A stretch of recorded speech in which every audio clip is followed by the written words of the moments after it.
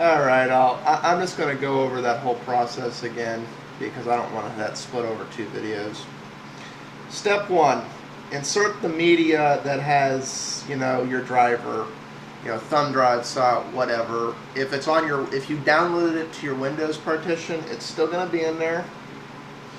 All you do is open the thing down here that looks like a file cabinet, and you'll see all your drives over here. Also, if you can't find where it is, like in a CD, if you'll notice if I open this,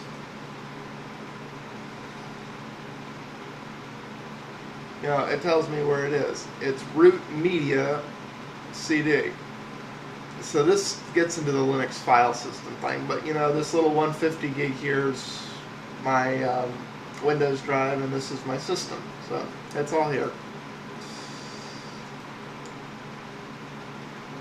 So let me go to configure the network, wireless card.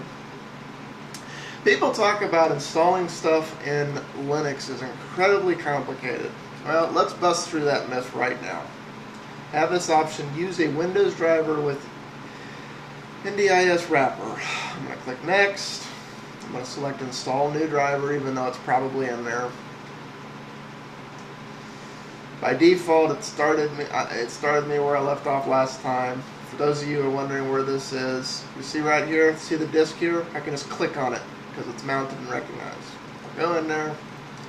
It's in the drivers folder. The file you're looking for, in my case, it's wmp54gs.inf.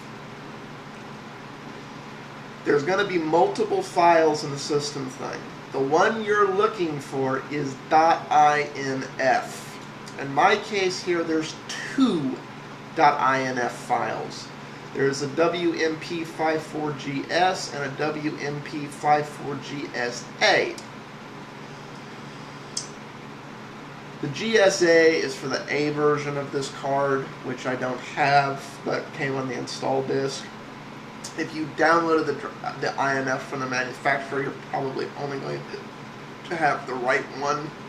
If you try the wrong one, it'll go, oops, and go back and try the other one. It won't pass muster.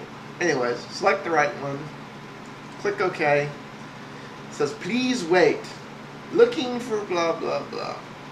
Doing things. Okay, now it's detected the Wi-Fi networks. And if you'll notice, down here, I have already connected to the local open Wi-Fi network that our neighbor has. I'm going to just go ahead and leave it like that. So I'm going to just cancel out of that. If you'll notice, it also detects my Wi-Fi network. Mine's encrypted, and I don't feel like taking time to type in the security key here. Linux supports WEP, WEP2, and most of the encryptions you would be using on your router if you're using it. So, okay. Now, let's get into beginning to, Linux, customizing, yada, yada, yada, yada. Down here, you're going to notice a bunch of little widgety things. Let's go through them one by one. The first one is your start menu, which in Linux is called the launch panel. Now, this is very old looking, but this is very quick loading. I personally don't use this one. I use the kickoff one. But here's how things are organized in this distro now. They used to be subsorted a lot more, but I think they're still user-friendly. Basically, what do you want to do? Am I looking to do some type of file exploring, which, by the way, is right down here? Am I looking for word processing? OpenOffice is not installed by default anymore, but one of the first things I recommend you do is click Get OpenOffice and yada yada.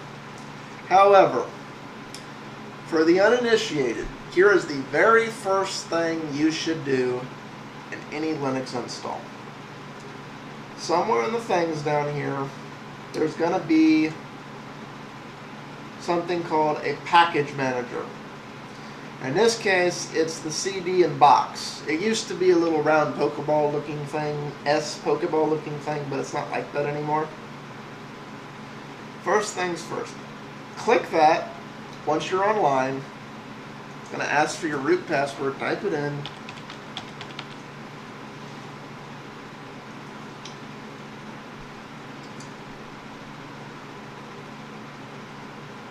click reload.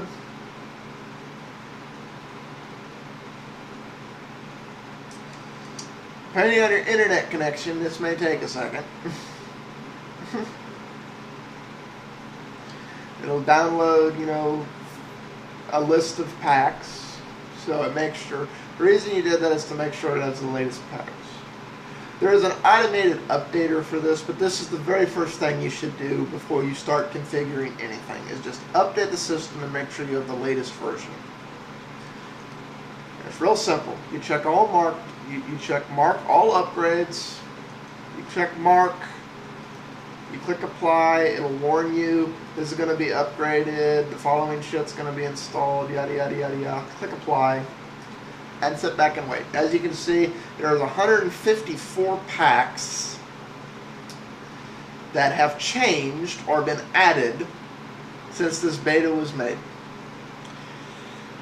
This beta isn't very old. Linux is updating all the time.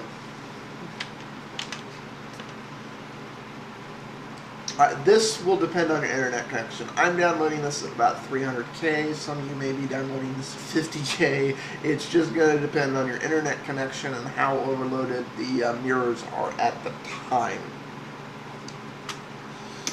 I'm going to go ahead and cut off there, because that's probably going to take a little bit, even though I got plenty of time left in the video. And in the next, which is probably going to be the last part, I'm going to go over just getting to know the desktop environment and equivalencies. I'm going to take it from in Windows it's this way, in Linux it's this way. If anybody wants to do a response video who's more familiar with Mac, who's also familiar with Linux, who want to go as well, in Mac it's this way, and Linux is this way. I could do it, but it would not be as in-depth as somebody else. I know some of my subscribers are die-hard Mac users, but are also familiar with Linux. If one of y'all want to do that video, kudos. If you don't have the setup for it, PM a thing, you know, or put them in the thing covering the points where I go, this is equivalent to this is equivalent to this, so I can get away. I honestly do not recommend PC Linux for Mac users, though. This is a very good intuitive distro for Windows users, not so much for Mac users. But that's doing its thing. I'm going to sign off, and I will be back to walk y'all through it in the last part. Peace out, all.